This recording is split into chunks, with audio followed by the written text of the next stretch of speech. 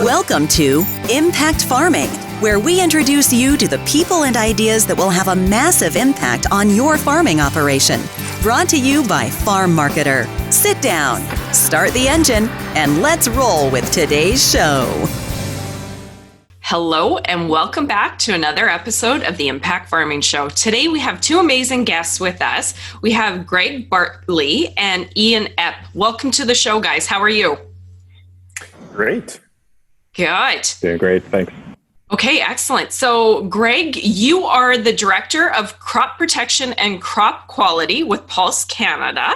And Ian, you are an agronomist specialist with Canola Council of Canada, correct? You bet, yep.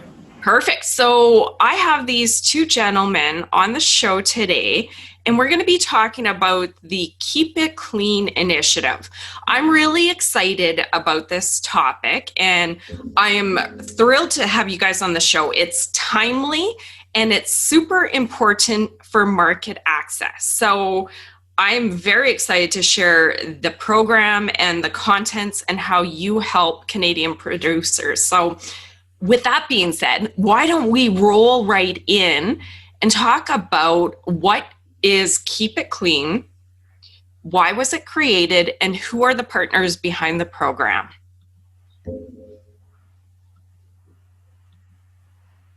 Sure, yeah. So the Keep It Clean program is a joint initiative between Pulse Canada, the Canola Council of Canada, Shields Canada, the Prairie Oak Growers Association, and the Bartley Council of Canada. So really a wide spectrum of all of grain crops in Canada.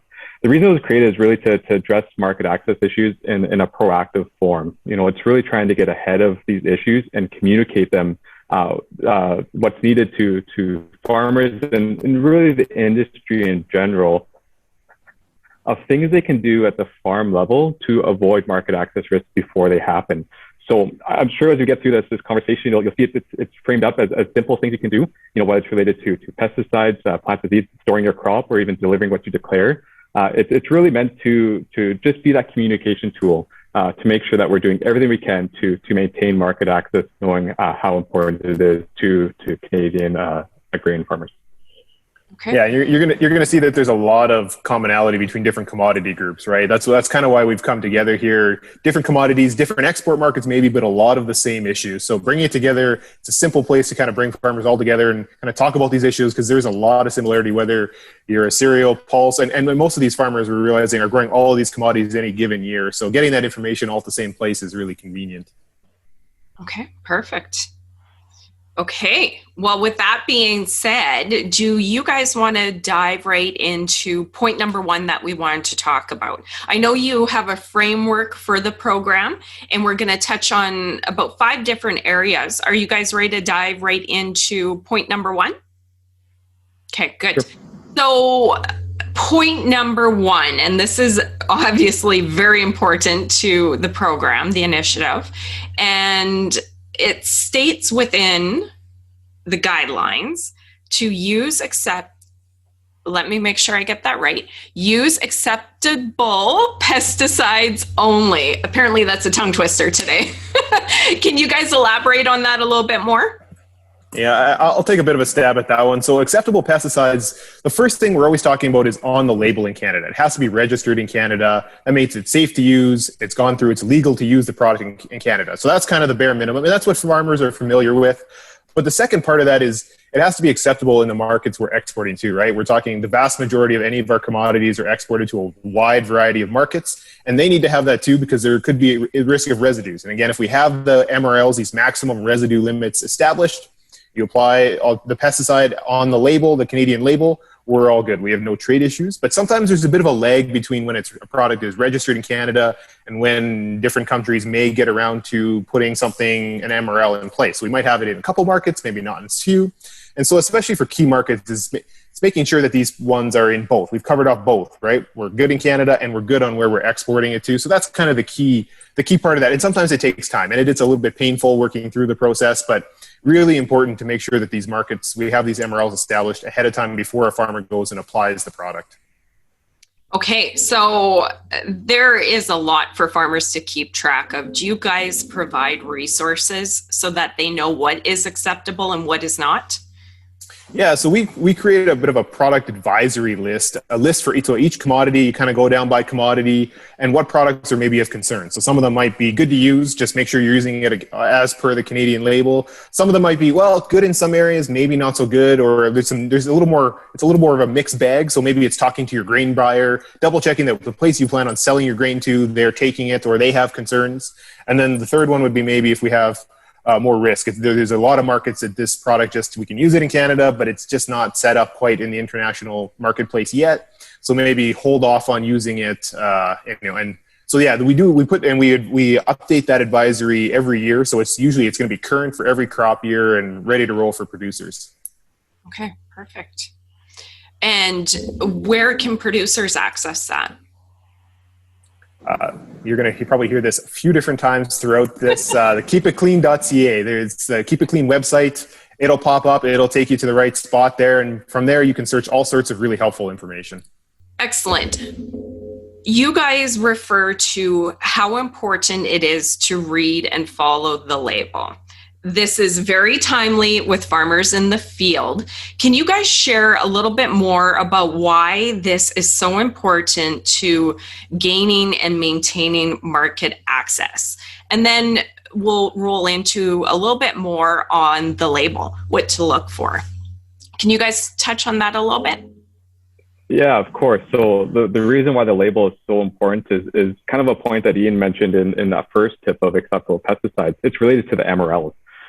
When every product we apply has an MRL or maximum residue limit applied to it, and those MRLs are established based on the label directions. That's how those MRLs are established. So things to point out as far as MRLs itself is that, in Canada, we have MRLs established based on our use here, but it's really the MRLs in our export markets that we have to pay attention to as terms of, whether they're aligned with Canada or if they're lower or missing. And if they are lower or missing, that's where we get into problems. So the reason why the label is so critical is that it gives us indication that those MRLs will be followed, will be within the limits that are established. So things to look for when we're looking at the label and why it's so important is proper application timing. So you're going to the crop at the recommended time it's on the label, proper application rate. So you're not exceeding the rates, you're not applying half rates or anything like that. It's using it as intended.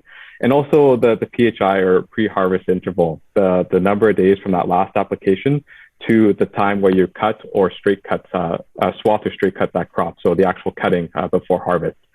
So 3 things that are super important to look for that label in terms of maintaining that market access. Okay, perfect. Ian, did you want to touch on that a little bit further? Sure. Yeah, no, it's really critical for our market access perspective. And so farmers, we need to be worried about that because we're exporting a lot of grain. On the flip side, we also need to be concerned about that as farmers, just from an agronomy perspective. Those labels exist for a reason, right? They're critical for when you're applying the crop. We don't want to have crop safety issues. We want to be actually having efficacy on whatever kind of pest or whatever we're doing, making sure the pesticide is actually working. And it works best on that label. So, the right rate to actually control it, the timing, so we're not hurting our crop, not having other issues. And then that pre-harvest interval, it's just a quick reminder for growers. For a lot of these pesticides, it's not a huge concern. There's a great calculator on the Keep It Clean website. So if you do want to double check, it's probably the fastest way to figure out what the PHI is. And for a lot of products, if we're applying them on label, PHI is not a huge concern. Quick double check, make sure you're good. But especially in that later season, as we get closer to harvest, PHIs are a little bit longer.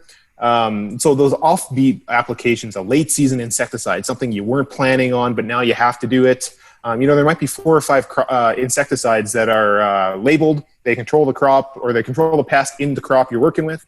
But the PHIs are quite a bit different. So just double checking. It's that extra layer of checking on, okay, I can use these 3 products, but only 2 of these because I might be harvesting will be the best. So just that quick calculator check makes a big difference before we end up having some issues, especially as we get closer to harvest. Okay. Perfect. Yeah, and another thing to add too, Ian, is something we don't talk about too much is tank mixing. When we tank mix a product, there's obviously 2 different labels you got to follow, and it's really important to highlight that when you're in that scenario, it's the most restrictive label that you must follow in terms of PHI. So whichever label has that longer PHI, that's the PHI you have to follow when tank mixing products. So something to consider when, especially late in the season, if you're looking at desiccation and tank mixing problems to harvest your crop. Okay, excellent. I heard you guys mention glyphosate applications. Did you want to go there right now and what you guys are doing to support farmers on that area? Yeah, it's hard to talk about label and not talk about one of our most applied products, and one that really is, we have to be very careful with the label. So glyphosate, in really important chemistry, one of the most important chemistries we use. The weed control is excellent, and we use it throughout the growing season, the pre-burn, in-crop in some situations. But really, from a market access standpoint, we're really focused on that pre-harvest interval. So getting our crop ready for harvest, is glyphosate a tool we can use? In some cases, it is an excellent tool. We get some weed control, dry down the weeds in the crop. But again, we need to be really careful on when we're using it. For some commodities, we just need to make sure we're on label. I'll mention a few of the specifics there. For some of them, you might want to check with your grain buyer. It could be that some buyers accept it with glyphosate. For some growers or some buyers, it might be a bit of an issue, something to circle around or double check before making an application. And for some commodities or some buyers, it might be a no-go. So maybe there are many different tools to manage our crop as we get close to harvest. Glyphosate may not be an option for some commodities. So double checking that ahead of time is really important. And then once we get to actually applying in a field, so one of the important parts is staging it. We got to get to that less than 30% moisture in our fields. That's kind of across commodities. The key thing is that's the least mature part of the field. So our fields get a little bit stagey throughout the growing season.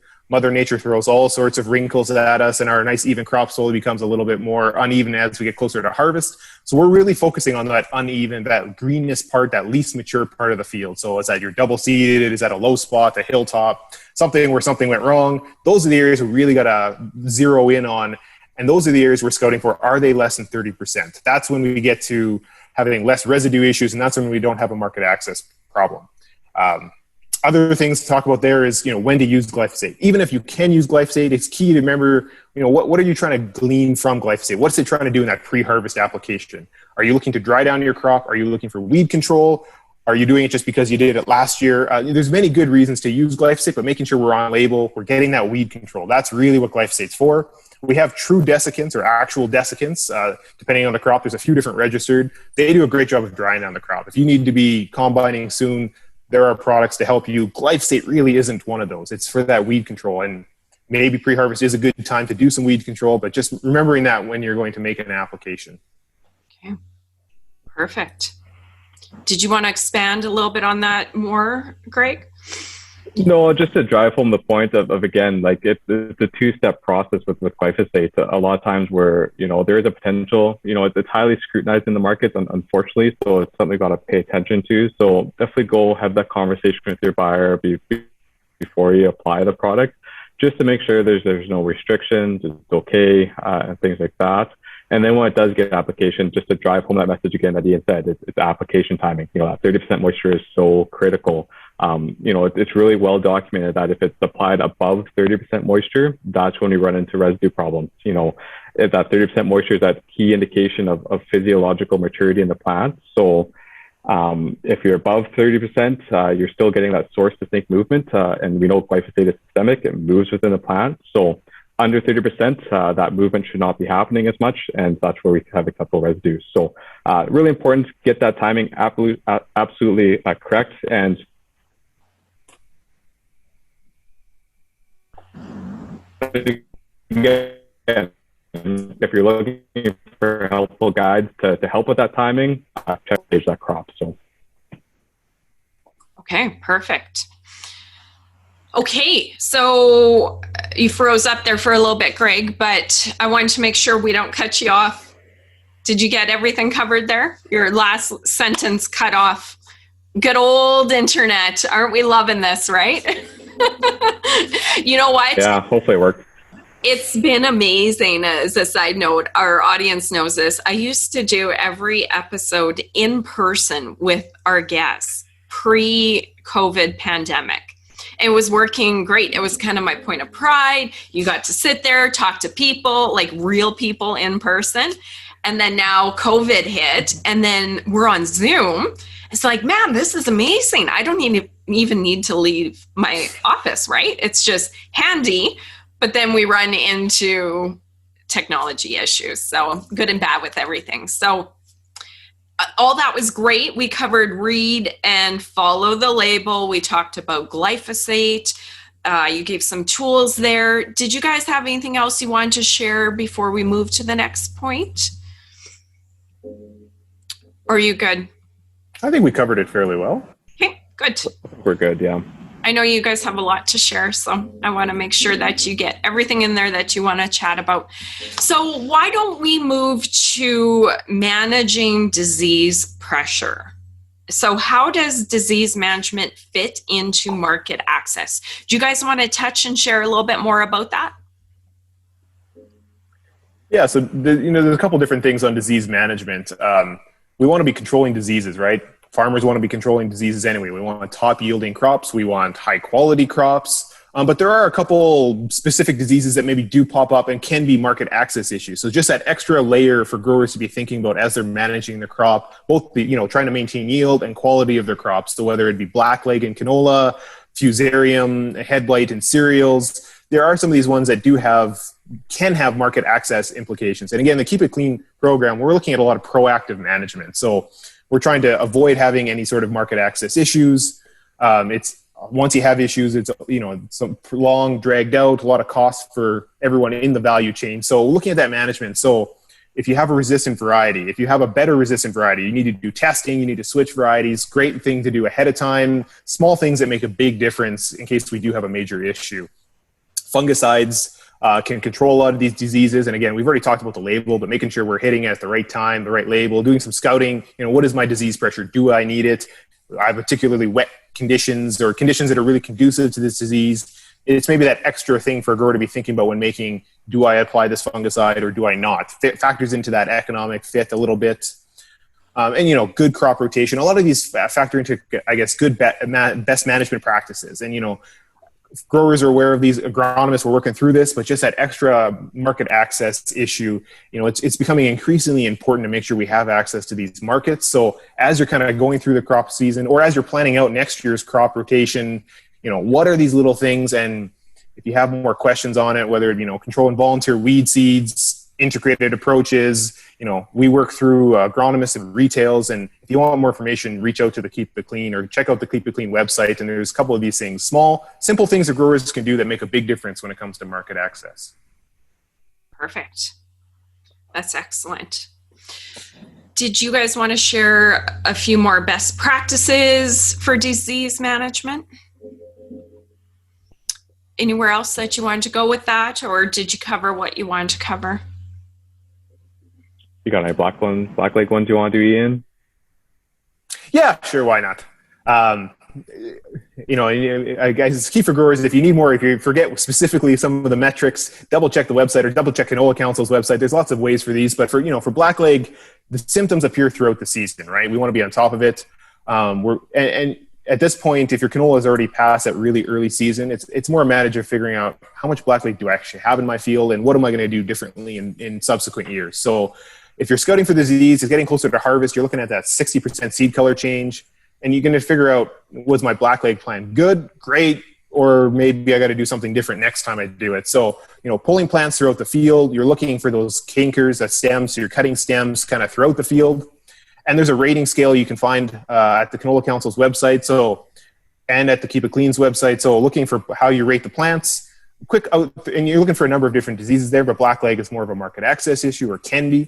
And it's a matter of next time I grow canola, what do I want to do differently? Do I need to change my rotation? Do I need to plant different varieties? Is there some testing involved? Again, more information to kind of sit on and plan out throughout the winter, but late season disease scouting is really key for blackleg. And again, it's a market access issue. Looking 2-3 years out, we can probably do a good job. And this blackleg, if you do have a significant problem, you're probably having some yield losses, some agronomic issues as well. So a number of reasons why we want to be on top of this disease for canola. Yeah, and then maybe to touch on the fusarium for cereals, there's a lot of considerations you could do for that as well. So really important for at least fusarium is knowing you're scouting for the correct stage. You're not correcting for symptoms, because if you have symptoms of fusarium, you're too late at that point. So you're scouting to make sure that the stage of the plant to know to address your considerations at that point. So things to look for is really the risk for fusarium at that stage. So hot, humid weather is definitely conducive to fusarium development. So if you're in that scenario, there's a lot of risk maps that are produced by the provinces as well. So it gives you that information as far as what your risk is in your area for fusarium to develop. So it's really important. Again, you're looking for that correct stage. If you have a high risk for fusarium at that time, that's where a fungicide should be applied to maintain that quality. So that's something to consider. Okay, perfect. That was some good information there. Did you guys want to share anything more there, or do you want to move into storage? You let me know. We can talk about some storage. Okay, let's talk about storage then. So point number 4 in the framework and the tips that you provide to producers is based around storage. Can you share some of the best practices growers can use to maintain good storage conditions? Yeah, I'll take a crack at that one. Storage seems to be more of a canola issue, unfortunately, or fortunately. You talk about getting through the growing season, and now it's in the bin, and a lot of growers breathe a big sigh of relief, and that's good. But especially with all crops, but specifically canola, there's that extra step of making sure we have high quality canola coming out of that bin, and we don't have some issues there. So canola being a bit higher risk with the oil and the oil content, and then water. Checking your bins. It's simple. It hasn't changed, and yet it's just a good reminder. Do whatever you need to do, whether it's a calendar reminder, a phone reminder, phoning your neighbor and double checking that they're checking their bins before we have issues. Checking your bins is really critical. We're so close to having a saleable product, and kind of that final step, just double checking those bins throughout the growing season, especially, and it's some of it's good record keeping. Did that canola go in hot? Did it go in wet? Was there some spots in that bin that might give grief? Some of these things are easy to remember when you're on the combine, and hard to remember when it comes December and the bins are all full and which grain went into which bin. It gets complicated. So just good record keeping is key there. And then for canola, you can't use malathion to treat your bins. Again, not a new message, a message we've had for a while, but every once in a while we get a detect of malathion in canola. And the residues they can linger. They linger in the bins. They cause us grief. So now, especially midsummer here, maybe you're cleaning out those last bin bottoms. You're treating the bins. You're trying to, slowly, when it's not too hot out, maybe get those bins ready for the next year's harvest. So just remember that malathion can't be used on canola bins. Again, probably old news to a lot of growers, but a good reminder because we don't treat a lot of bins very often. Maybe we haven't had a problem with bugs for a lot of years, and now, that one bin that has a bit of something weird going on. And then in the cereal side, there are some mycotoxins that cause problems and high moisture. So again, we got to just be careful on that. I know there's been a little bit of discussion on watering your grain before delivery or that. It's key to remember that that's not legal. You don't want to be watering your grain. And again, that's something as a farmer, you don't want to take on that risk of having high moisture grain, right? We're doing everything we can to avoid that. And you're at the point of sale to an elevator, we're passing that along. It is illegal. And again, quality issues throughout the value chain. We are one big value chain when it comes to this, right? From farmer to our customers. We want to have high quality products, good volume, good issues. So working with your grain buyer on that is really key to make sure this product that leaves their farm is in good shape, and can travel all the way to our customers in good shape. Perfect. Okay, storage. We've got that covered. Did you have anything to add, Greg, or are we good to move on to the next point? Ian rocked it. Right on. Good. Ian. Storage is very exciting. Hey, it's important. So now we've covered storage, and the last logical part of the chain is selling it and delivering what you declare. Do you want to touch on that a little bit and how delivery fits into the Keep It Clean program? Share a little bit more about that. Yeah, I'll touch on it quick, and then Ian can provide some points as well. But what we're really providing here is just making sure that you're aware of the declaration affidavits that you go and sign at your major line company elevators. There is a requirement that you're delivering what you declare. So it's really important to deliver or indicate that the variety you're providing is a registered variety, and that you're meeting their pesticide requirements as well. So there are stipulations as far as what products can or cannot be used, but also make sure that those products have been used correctly. So it's really important to maintain that market access by ensuring what you're delivering is what you've declared. Perfect. Okay. Did you want to touch a little bit more on that, Ian? As a farmer, it's really important to read that, right? Actually, to read it through every year and understand what you're signing. And then, but a lot of the information is things we've talked about, right? If we're applying our products, if we go through the growing season, we're applying the products correctly, we're doing these keep it clean type thing, that covers off a lot as what's covered in your declaration. So, again, reading the declaration is really important, understanding what you're legally signing up to. But going throughout the growing season, if you're keeping up on some of this keep it clean messaging and, label changes and things, you'll be in really good shape when it goes to sign the document. Okay, perfect. I had a note here about canola and deregistered varieties. Did you guys want to touch on that a little bit? I'm the canola person. So deregistered varieties, something to keep in mind. Canola seed's expensive. But it's really key that we're using registered varieties. The registration process does a number of things for growers. It ensures that we're having high quality, consistent quality canola, the canola oil, the canola meal, consistent quality. That's really key when we get to processors. And again, if it's a registered variety, we're in great shape. Doesn't matter where it's, as long as we're registered, we're in good shape. We have a list of key varieties that are deregistered, and that list is updated yearly. So once registration is pulled, it could be pulled for a variety of reasons, but that variety is no longer good to go into our commercial canola market. So just an important thing, if you do have some old bags of seed kicking around or some seed that you've been debating growing or something like that, again, not a lot of acres, not a big issue, but just double check. If there's something that's been sitting around on the farm that's been there for a little while, double check that it isn't a deregistered variety, and then we have no problems. Okay, perfect. So we wrapped up delivering that aspect of it. We've walked really through the whole chain already, from planting, from the label, right to delivering. Anything else you guys wanted to add on any of those points before we work to wrap up? Last chance. The last thing I would say though, if you missed something or you want more information, we got a good question for you, but you can't talk to us directly. Well, you can feel free to reach out or Keep It Clean website. There's contact information. There's a lot more information that we didn't maybe get to all the details on. So it's a great place. It's a great resource to check out for quick information if this did pique your interest on something and you want more information. Okay. Perfect. Yeah, and maybe just on some or even all these points really is that, just keep in mind that this is the tip of the iceberg in terms of what we're doing to address these market access issues. It's really a communication tool to make sure that any immediate risk, whether it's, related to pesticides and maximum residue limits or disease, storage, whatever it might be, it's really just to make sure that farmers are aware of those risks and be able to properly manage them so we don't create those market risks.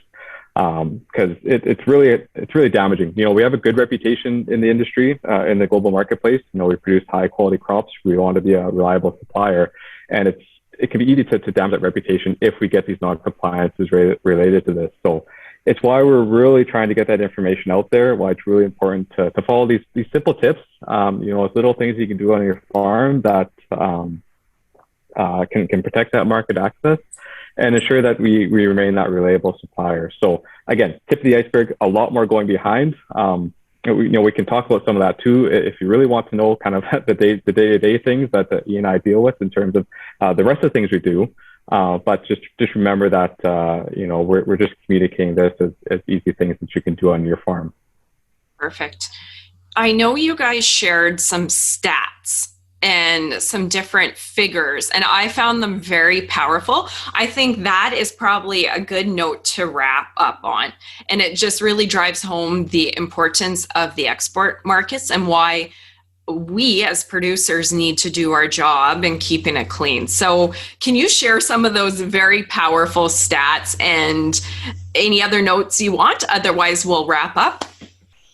Yeah. So we always say that Canada is an export market. We export grain, and that's, that's been for years.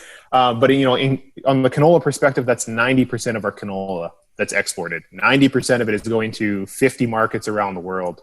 I know I do work on various market access issues for the Canola Council. So we see MRL changes coming in on a monthly basis from different countries. And a lot of them are not terrible, filling in missing MRLs or just realignment, small things. But again, there's a lot of proactive nature managing 50 different markets and that kind of volume of canola leaving. And canola is, the canola industry is not particularly unique in that way, but there's a lot to manage with that many markets. And that's key for us, to having a number of different markets to go to. They all have slightly different needs and rules, and we need to follow those. And if we do this, follow these as on a farmer level, if we follow these and we kind of follow this throughout the value chain, we end up with access to 50 markets, which is excellent for Canadian growers. In wheat, it's 65% of wheat, barley, and oats production is exported every year, 25 million tons. Wow. We talk about our railways being a little bit busy. We're exporting that much volume of product. It's huge for Canadian growers. And, 90% of canola, 65% of some of our cereals, and these are on your average farm, you're going to see a number of these different commodities all going to how many markets globally. Key for growers, and that's why this market access issue continues to be a really important one. Yeah, absolutely. That's excellent. Okay, guys, any further thoughts, or did you just want to leave our audience with the urgent note that on-farm practices are important? Final stage, they are. Do a wrap up and tell people again where they can find out more about Keep It Clean. Yeah, no, it really matters. What you do on your farm does have an impact, whether you think it's right at the field level, especially in the pulse world where we ship a lot by containers, that container can potentially come from that single farm. So this is why it's really important. What happens on your farm really does matter. So again, follow all these things to make sure we maintain that market access, because that's good for everything. And as always, you can find the resources here at the website, keepitclean.ca. It's the best place to go to find this stuff. So yeah. Perfect. Ian, did you have anything to add, or should we just sign off? I think Greg covered it off. That website's an excellent resource. Doesn't matter what commodity, check a few different things. There's calculators on there. There's a lot of information on there, contact info. It's kind of your one-stop shop. If you have questions about this, double check it. Perfect. Well, thank you, Greg and Ian, for joining us. This topic is so important, and I'm happy to have you on the show to spread the awareness. Really, on the Impact Farming Show, I'm all about helping producers impact their farming operation with people, ideas, and stuff that it really does impact our farming operations. And at the end of the day, there is likely nothing that impacts our operation more than market access. If we can't sell our product, well, we're up the creek. So I really enjoy you guys coming on the show and sharing about this important topic. So Greg, Ian, thank you for your time. I really appreciate it. And thank you in the audience for joining us. And I'll see you on next week's episode. Thanks, everyone. Bye. You've been listening to Impact Farming. For more great episodes and articles designed to help you manage and grow your farming operation, head on over to farmmarketer.com. Don't forget to sign up while you're there. We will see you on the next episode.